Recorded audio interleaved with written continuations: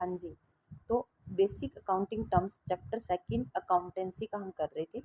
Sixth point हमने जो six term है बेसिक टर्म, वो हमने लास्ट लेक्चर में कर ली थी। आज इस लेक्चर में हम सेवन हमारे टर्म से करने वाले हैं। तो जो सेवन टर्म है हमारी अकाउंटिंग की, वो है asset. Asset anything which is in the position और is the property of a business enterprises include the amount due to its from others is called an assets। मतलब एसेट से हमारा यहाँ पर क्या अभिप्राय है। एसेट मतलब होता है कि कोई भी प्रॉपर्टी जिसमें बिजनेस की ओनरशिप है उसी को हम एसेट कहते हैं। और साथ में एसेट में वो चीज़ भी इंक्लूड है, वो अमाउंट भी इंक्लूड है जो आउटसाइडर से बिजनेस एंटिटी को लेनी है।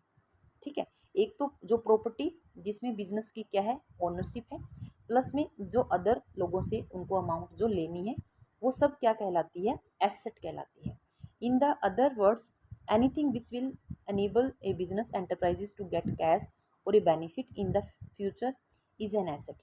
वो अगर दूसरे शब्दों में बात करूँ तो वो सब एसेट है जिसके द्वारा बिजनेस एंटरप्राइजेज को कैश में, फ्यूचर में उसको कैश में कन्वर्ट कर सकते हैं और फ्यूचर में उनको बेनिफिट उनसे होने वाला है, वो सब क्या कहलाती है, एसेट कहलाती है।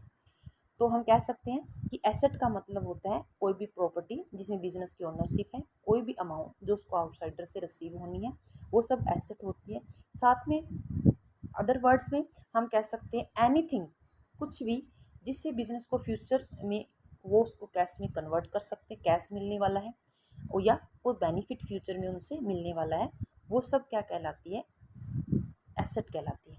जैसे कैश एंड बैंक बैलेंस है, स्टॉक है, फर्नीचर है, मशीनरी है, लैंड बिल्डिंग है, बी आर है और डेटर्स है। ये सब हमारे क्या है, ये सब हमारी एसेट है। नेक्स्ट बेसिक, अगर हम इसकी कुछ डेफिनेशन दी है यहाँ पर, एक तो फिन्नी और मिलर ने दी है, एक प्रोफेसर आर एन एंथनी ने दी है। जो फिन्नी है और जो मिलर है वो कहते हैं asset are future economic benefit. जो एसेट है वो फ्यूचर इकोनॉमिक बेनिफिट होता है, the rights of which are owned and control by organisation और इंडिविजुअल्स। उन्होंने कहा है कि एसेट का मतलब होता है फ्यूचर इकोनॉमिक बेनिफिट, और जो क्या होता है उन पे उनका राइट होता है, और उन पे उनका मतलब कंट्रोल होता है, जो मालिक है या तो ऑर्गेनाइजेशन या फिर इंडिविजुअल। तो आप कह सकते हो एसेट एक ऐसे इकोनॉमिक बेनिफिट्स होता है जिनके ऊपर किसी भी पर्सन का और या ऑर्गेनाइजेशन का क्या होता है, उस पे पोजेशन होता है और कंट्रोल होता है। ठीक है जी। तो ओनरशिप होती है और कंट्रोल होता है, उसको हम क्या कहते हैं, एसेट कहते हैं। उसी टाइप से प्रोफेसर आर एन एंथोनी ने भी एक डेफिनेशन दी है, एसेट आर वैल्यूएबल सोर्स। उन्होंने बोला कि एसेट एक वैल्यूएबल सोर्स होते हैं ओन बाय ए बिजनेस, जो बिजनेस के द्वारा ओन मतलब जो बिजनेस के द्वारा उसका ओनरशिप ली जाती है, which are acquired at a measurable money cost. तो जिसको वो बाय करते हैं, मतलब वैल्यूएबल सोर्स होते हैं जिसका बिजनेस क्या है, ओनर है, और ये ओनरशिप उनको मिलती है किसके बदले में, जो वो बाय करता है मेजरेबल मनी कॉस्ट को पे करके उस वैल्यूएबल सोर्स को। तो उसको हम क्या कहते हैं, एसेट कहते हैं। एसेट एक वैल्यूएबल सोर्स होती है जो किसी भी बिजनेस के द्वारा उसके बदले मेजरेबल मनी कॉस्ट को पे करके इसको बाय किया जाता है, और वो उसके ऊपर क्या होता है, उसका बिजनेस का कंट्रोल होता है, ओन किया जाता है, ओनरशिप होती है। तो इसको हम क्या कहते हैं, एसेट कहते हैं। जो डेफिनेशन हमने पढ़ी वो तीन मेन करेक्टरिस्टिक्स को रिप्रेजेंट करती है। फर्स्ट क्या है, वो कहते हैं कि जो रिसोर्सेज है वो मस्ट बी वैल्यूएबल। जो रिसोर्स है, जो एसेट है, वो वैल्यूएबल होती है। Own by business. Own by business मतलब इस जो भी ये एसेट है उस पे जो बिजनेस एंटिटी होती है उसका उस पे ओनरशिप होनी चाहिए। ठीक है, मतलब ओन या ओनरशिप होना चाहिए। ठीक है। और the resources must be acquired at a measurable money cost, और उसको एक्वायर किया होना चाहिए, बाय किया होना चाहिए एक मनी कॉस्ट को पे करके। ठीक है। तो उसको हम क्या कहते हैं, एसेट कहते हैं।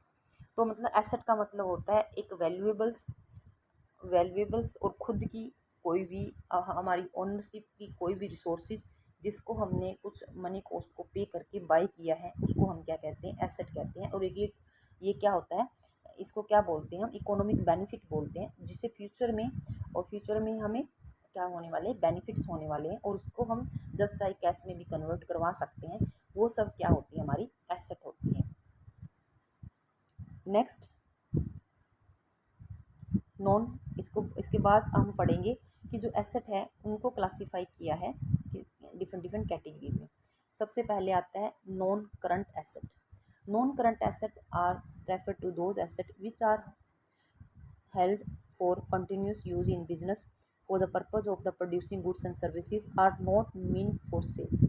नॉन करंट एसेट वो एसेट होती है जिसको हम बिजनेस के अंदर कंटिन्यू होल्ड करके रखते हैं, मतलब हमारा इन एसेट को परचेज करने का मतलब इनको सेल करना नहीं होता, बल्कि इन एसेट से हम अपनी गुड्स एंड सर्विसेज को क्या करते हैं, प्रोड्यूस करने में यूज़ करते हैं।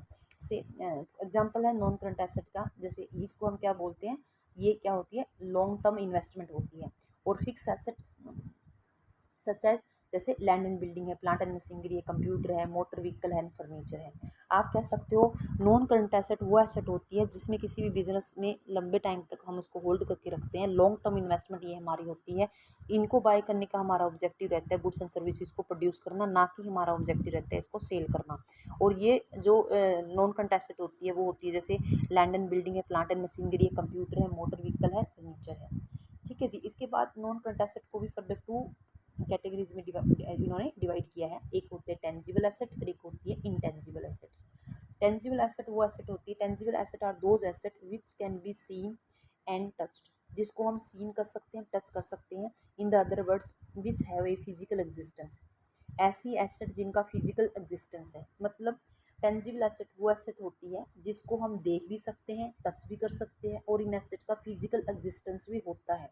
For example land and building है, प्लांट एंड मशीनरी, कंप्यूटर है, मोटर है, व्हीकल है, फर्नीचर है, स्टॉक है, कैश है। इन सब का क्या होता है, फिजिकल एग्जिस्टेंस होता है। इन सब को हम देख भी सकते हैं और टच भी कर सकते हैं। नेक्स्ट आता है इंटेंजिबल एसेट।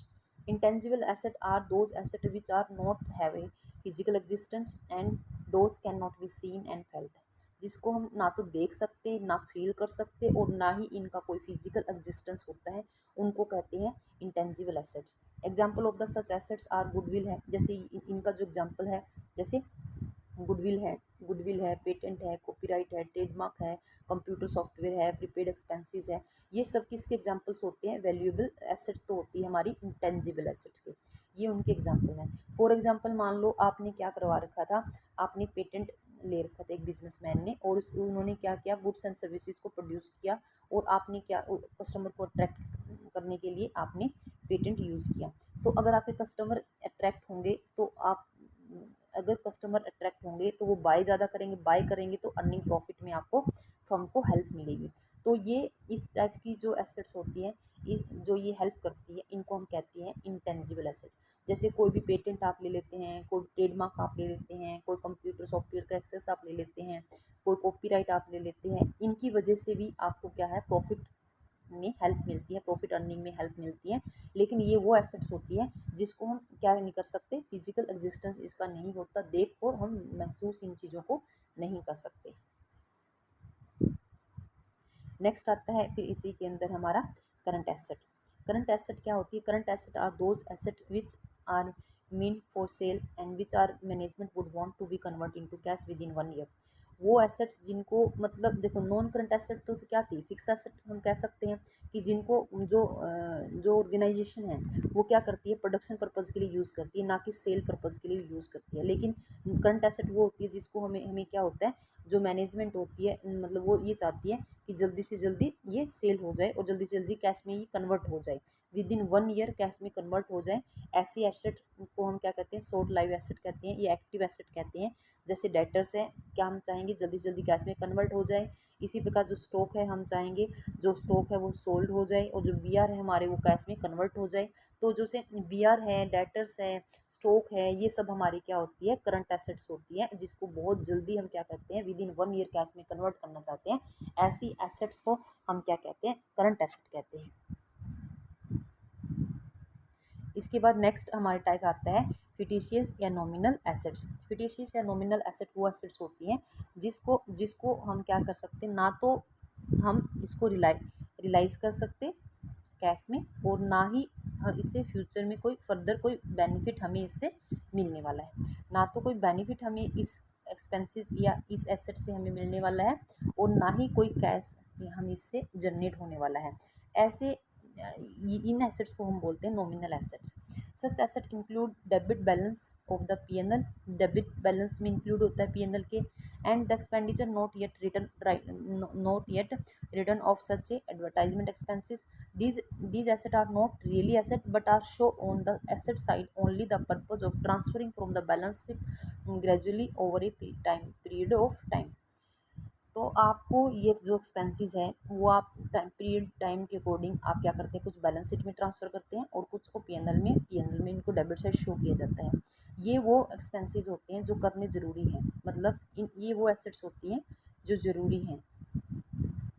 जैसे मान लो आपने जो डेटर्स है वो क्या कर दिए, आपने कैश में सॉरी डिस्काउंट में इशू कर दिए, वो आपके जो प्रीमिलरी जो इनिशियल एक्सपेंसेस होते हैं, रजिस्ट्रेशन के एक्सपेंसेस होते हैं, लीगल एक्सपेंसेस होते हैं जो हमारे, वो एक्सपेंसेस। और जैसे कोई भी गिफ्ट्स प्रमोशंस में हम देते हैं प्रोडक्ट को सेल बढ़ाने के लिए, ये इन सब को हम क्या कहते हैं, हमारे ये ज़रूरी है, क्योंकि अगर हम लीगल प्रोसेस कंप्लीट नहीं करेंगे तो बिज़नेस को एग्जिस्टेंस में लाना इम्पॉसिबल सा हो जाता है। मतलब इनको करना ज़रूरी है, लेकिन इनसे हमें कोई भी कैश रिलीज नहीं होता, कोई भी फ्यूचर में इनसे बेनिफिट हमें देखने को नहीं मिलता, इसलिए इन एसेट्स को हम क्या कहते हैं, नॉमिनल एसेट्स कहते हैं। नेक्स्ट हमारा आता है capital receipt and revenue receipt. सबसे पहले हम इन दोनों के बीच में डिफरेंस समझते हैं। तो कैपिटल रिसिप्ट क्या होते हैं? Capital receipt non occurring nature के होते हैं, लेकिन जो रेवेन्यू रिसिप्ट होते हैं वो डेली बेसिस पे होते हैं। कैपिटल रिसिप्ट हमें किसी भी जो हमारी एसेट्स होती है, बिल्डिंग है, मतलब शेयर्स है, लोन लेते हैं हम उसको, बिल्डिंग मशीनरी को सेल करके या शेयर्स को इशू करके या लोन लेके हमें मिलती है। लेकिन जो रेवेन्यू रिसिप्ट होती है वो गुड्स एंड सर्विसेज को जब हम सेल करते हैं और उनके बेसिस पे जो हमें इंटरेस्ट और कमीशन मिलता है, फीस मिलती है, उनको हम रेवेन्यू रिसिप्ट कहते हैं। ठीक है जी। और जो कैपिटल रिसिप्ट होती है उनको बैलेंस शीट शो किया जाता है, रेवेन्यू रिसिप्ट को हम पीएनएल में शो करते हैं। कैपिटल रिसिप्ट से हमारी लायबिलिटी बढ़ती है और एसेट कम होती है, लेकिन रेवेन्यू रिसिप्ट से ना हमारी एसेट कम होती है ना हमारी लायबिलिटी बढ़ती है। ठीक है, तो ये तो था डिफरेंसेस रेवेन्यू कैपिटल रिसिप्ट्स में और रेवेन्यू रिसिप्ट्स में। अब हम पढ़ने वाले हैं कि देखो कि कैपिटल रिसिप्ट होते कौन कौन से हैं। जैसे मैंने पहले भी बताया कि कैपिटल रिसिप्ट वो जिसे अमाउंट रिसीव होती है from sale of fix asset और इन्वेस्टमेंट। अगर आपने कोई इन्वेस्टमेंट सेल की है या कोई फिक्स एसेट सेल की है, उसकी वजह से आपको कोई भी अमाउंट रिसीव हुई है। कैपिटल जो कैपिटल है वो कंट्रीब्यूटेड बाय प्रोप्राइटर्स और partners and money obtain from issue. अगर उन्होंने कोई भी कैपिटल मिली है किससे, शेयर्स को इशू करके, वो भी आपकी कैपिटल रिसिप्ट है। कोई भी अमाउंट रिसीव हुई है लोन की तरह, लोन लिया है, शेयर्स इशू किए हैं या कोई फिक्स एसेट को सेल की है, इन सब को हम क्या कहते हैं, कैपिटल रिसिप्ट कहते हैं। नेक्स्ट आता है हमारा रेवेन्यू रिसिप्ट। रेवेन्यू रिसिप्ट का मतलब होता है कि आपने क्या किया है, मान लो कोई गुड्स एंड सर्विसेज आपने क्या किया, सेल गुड्स को सेल किया है, कमीशन और आपको फीस रिसीव हुई है, सर्विसेज जो आपने रेंडर की उसके बदले में, इंटरेस्ट एंड डिविडेंड रिसीव हुआ है, आपने इन्वेस्टमेंट कर रखी थी, तो ये आपके लिए क्या है, रेवेन्यू रिसिप्ट है। रेवेन्यू रिसिप्ट वो होते हैं जो डेली बेसिस पे होते हैं, लेकिन कैपिटल डेली तो हम लोन नहीं लेते, डेली तो हमें मतलब एसेट को नहीं सेल करते, तो वो नॉन अकरिंग नेचर के होते हैं, ये रीअकरिंग नेचर के होते हैं, और इनको हमेशा पीएनएल में दिखाया जाता है और कैपिटल रिसिप्ट को बैलेंस शीट में दिखाया जाता है। ठीक है, क्योंकि उनसे हमारी लायबिलिटी बढ़ती है और हमारी एसेट कम होती है, और रेवेन्यू रिसिप्ट से ना एसेट बढ़ती और ना ही लायबिलिटी बढ़ती, ना एसेट कम होती। ठीक है जी। तो अब नेक्स्ट हमारा पॉइंट आता है इसमें, कौन सा, एक्सपेंडिचर। एक्सपेंडिचर क्या होता है, खर्चा है ना। तो हम जो खर्चा है क्या है, एनी जो भी कैश को ट्रांसफ़र करने से रिगार्डिंग या किसी भी जो भी प्रॉपर्टी है, कोई भी एसेट है, हम उसको परचेज़ करते हैं, तो गुड्स एंड सर्विसेज के लिए मतलब कोई भी एसेट है उसको हम परचेज़ करते हैं, उन सब को हम क्या कहते हैं, एक्सपेंडिचर कहते हैं।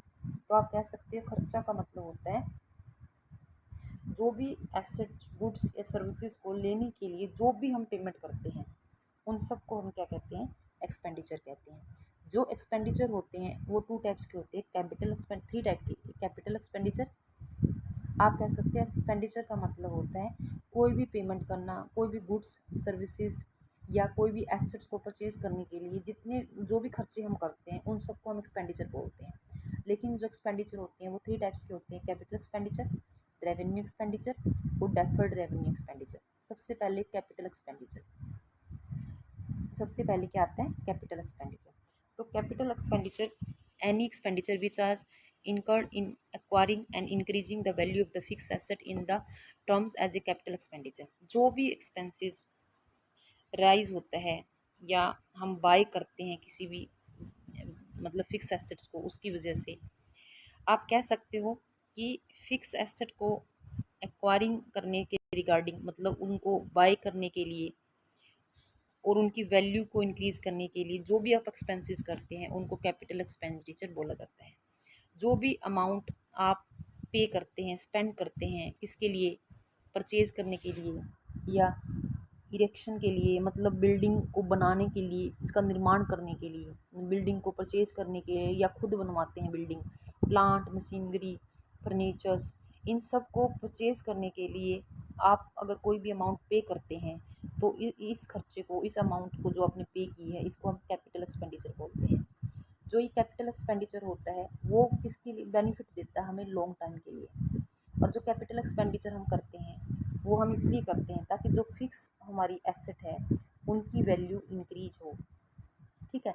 और इनकी वैल्यू इंक्रीज होगी तो हमारे बिजनेस की जो अर्निंग कैपेसिटी है वो भी क्या होगी, अर्निंग कैपेसिटी भी इंक्रीज होगी, ठीक है। तो कैपिटल एक्सपेंडिचर का मतलब होता है जो भी एक्सपेंडिचर हम फिक्स एसेट्स को परचेज करने के लिए या उसको मतलब बनाने के लिए, उसको क्रिएशन करने के लिए हम करते हैं, उनको हम क्या कहते हैं, कैपिटल एक्सपेंडिचर कहते हैं। इससे हमारी फिक्स एसेट की वैल्यू बढ़ेगी, फिक्स एसेट की वैल्यू बढ़ेगी तो लॉन्ग टर्म बेनिफिट हमें इसके लिए देखने को मिलेगा। और जो लॉन्ग टर्म बेनिफिट देखने को मिलेगा, और इससे अगर लॉन्ग टर्म बेनिफिट देखने को मिलेगा साथ में हमें अर्निंग कैपेसिटी बिजनेस की क्या होगी, इंक्रीज होगी। नेक्स्ट आता है फिर रेवेन्यू एक्सपेंडिचर। रेवेन्यू एक्सपेंडिचर वो एक्सपेंडिचर होते हैं full benefit on which are receive during one accounting period in the term of revenue expenditure. Revenue expenditure या ये वो खर्चे होते हैं जिनका बेनिफिट्स सिर्फ हमें एक साल देखने को मिलता है। जो रेवेन्यू एक्सपेंडिचर होते हैं इसको हमेशा हम कहाँ ट्रीट करते हैं, ट्रेडिंग अकाउंट बैलेंस शीट में डेबिट साइड इसको ट्रीट करते हैं। ये एक्सपेंडिचर का रिजल्ट ये अर्निंग कैपेसिटी को इंक्रीज़ करने के लिए नहीं किए जाते, बल्कि जो अर्निंग कैपेसिटी है इसको मेंटेन रखने के लिए हम ये एग्जिस्टिंग जो हमारी अर्निंग कैपेसिटी है, जो प्रॉफिट को अर्न करने की हमारी जो कैपेसिटी है वो मेंटेन रहे, प्रॉफिट अर्निंग कैपेसिटी कम ना हो ताकि बढ़े, ग्रोथ करे, इसको मेंटेन करने के लिए हम ये एक्सपेंडिचर करते हैं, ठीक है। और ये इससे उन्होंने बोला है कि इससे क्या होता है, किसी भी प्रकार का कोई भी वो नहीं होता, मैं कह दूँ कि इंक्रीज़ नहीं होती अर्निंग कैपेसिटी, बल्कि मेंटेन रहती है। तो रेवेन्यू एक्सपेंडिचर को हम कौन से एक्सपेंडिचर होते हैं, जैसे इलेक्ट्रिसिटी का बिल है, salary, wages, rent, repairing, maintenance, है ना। तो ये जो एक्सपेंडिचर होते हैं वो क्या होते हैं, रेवेन्यू एक्सपेंडिचर होते हैं, जो करने ज़रूरी होते हैं, जो हमारी अर्निंग कैपेसिटी है, एग्जिस्टिंग अर्निंग कैपेसिटी है, ताकि उसको हम मेंटेन कर सकें। इसके बाद कुछ डिफरेंस है कैपिटल एक्सपेंडिचर के बारे में और रेवेन्यू एक्सपेंडिचर के बारे में। तो हमें डिटेल में अभी हम दोनों को पढ़ा है तो हम डिफरेंस भी देख लेते हैं। कैपिटल एक्सपेंडिचर वो एक्सपेंडिचर होता है जिसको जिसको हम क्या करते हैं, फिक्स एसेट्स को परचेज करने के लिए या उसको बनाने के लिए, मैन्युफैक्चरिंग खुद करेंगे तो खुद बनी बनाई बाई कर लेंगे या खुद बनवाएंगे, फिक्स एसेट के लिए करते हैं। रेवेन्यू एक्सपेंडिचर वो एक्सपेंडिचर होती है जो डे टू डे बिजनेस को रन करने के लिए हम करते हैं। तो कैपिटल एक्सपेंडिचर तो वो एक्सपेंडिचर होते हैं जो किसी भी फिक्स एसेट को परचेज करने के लिए या उसको बनाने के लिए हम करते हैं। लेकिन रेवेन्यू एक्सपेंडिचर वो होते हैं जो डे टू डे एक्सपेंसेस के लिए बिजनेस के अंदर हम करते हैं। सेकंड आता है कैपिटल एक्सपेंडिचर, वो जिनका पर्पज होता है अर्निंग कैपेसिटी को बढ़ाना, जिससे हमारी बिजनेस की जो अर्निंग कैपेसिटी है वो इंक्रीज होती है। बल्कि जो रेवेन्यू एक्सपेंडिचर होता है उसका मतलब होता है अर्निंग कैपेसिटी को मेंटेन करना, ताकि हमारी जो एफिशिएंसी वर्किंग ऑर्डर है वो सेम बनी रहे, इसमें डेफिशिएंसी किसी भी प्रकार की ना आए। थर्ड आता है कैपिटल जो एक्सपेंडिचर है वो नॉर्मली लॉन्ग टर्म प्रॉफिट के लिए हम करते हैं, इसका लॉन्ग टर्म प्रॉफिट हमें मिलेगा। लेकिन रेवेन्यू एक्सपेंडिचर हमने पढ़ा था, इसका मैक्सिमम 1 पीरियड तक ही बेनिफिट हमें मिलता है।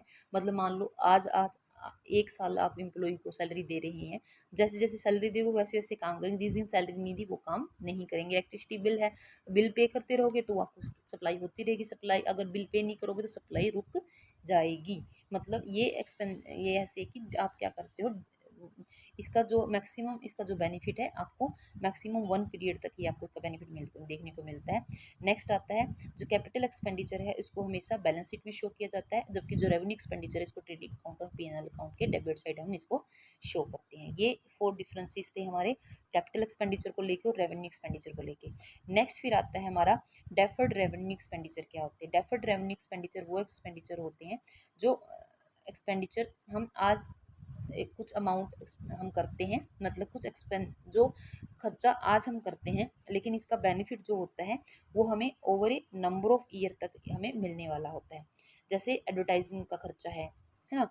तो एडवर्टाइजिंग हम करवाते हैं जिससे हमारे प्रोडक्ट की पब्लिसिटी लोगों के बीच में बढ़ती है, लोगों के बीच में अवेयरनेस आती है। तो आज हम वो खर्चा कर रहे हैं, लेकिन इसका एडवर्टाइजिंग का जो बेनिफिट है वो हमें कितने साल तक मिल सकता है? 3 से 7 ईयर तक इस एक्सपेंडिचर का। मतलब आप कह सकते हो कि ये कुछ सर्टेन एक्सपेंडिचर होते हैं जिनका रेवेन्यू, जिनका जो बेनिफिट होता है हमें नंबर ऑफ ईयर तक मिलने वाला होता है। उन एक्सपेंडिचर को हम क्या कहते हैं? डेफर्ड रेवेन्यू एक्सपेंडिचर कहते हैं। और जनरली जो बेनिफिट होता है 3 to 7 ईयर होता है।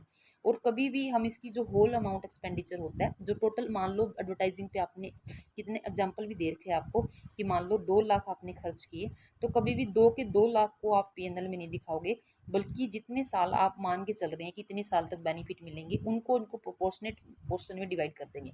मान लो आपने सोचा कि 4 साल तक हमें 2 लाख जो खर्चे किए इसका बेनिफिट हमें मिलेगा, तो 2 लाख को आप किस में डिवाइड कर देंगे? 4 पोर्शन में डिवाइड कर देंगे, तो 5 लाख हुआ। तो 5 लाख को तो आप पी&एल की डेबिट साइड दिखाएंगे, लेकिन जो बैलेंस रह गया कितना आपका 1.5 लाख, आप उसको क्या करेंगे? बैलेंस शीट में एसेट साइड शो करेंगे। ठीक है। नेक्स्ट ईयर फिर आप क्या करेंगे? 5 लाख फिर क्या कर देंगे? पी&एल में शो कर देंगे, और लेकिन एसेट साइड बैलेंस शीट में कितना करेंगे? 1 लाख करेंगे। फिर नेक्स्ट ईयर क्या करेंगे? फिर 5 लाख पी&एल में और बैलेंस शीट में 50,000। ऐसे करके आप इन एक्सपेंसेस को क्या करते हैं? जो भी आपकी ईयर होती है जिसके अकॉर्डिंग आपको प्रॉफिट मिलने होते हैं उनमें डिवाइड करते हैं।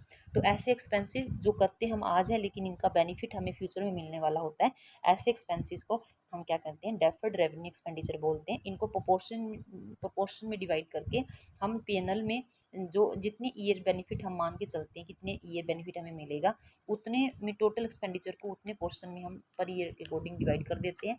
और जो पर ईयर एक्सपेंडिचर होता है उसको एक 1 ईयर का तो हम क्या करते हैं? पी&एल में दिखाते हैं करंट ईयर का, तो जो नेक्स्ट फ्यूचर ईयर के रिगार्डिंग हमने जो एक्सपेंडिचर किए हैं उसको बैलेंस शीट में एज एसेट हम शो करते हैं। ऐसे एक्सपेंडिचर को हम क्या कहते हैं? डेफर्ड रेवेन्यू एक्सपेंडिचर कहते हैं। Thank you so much.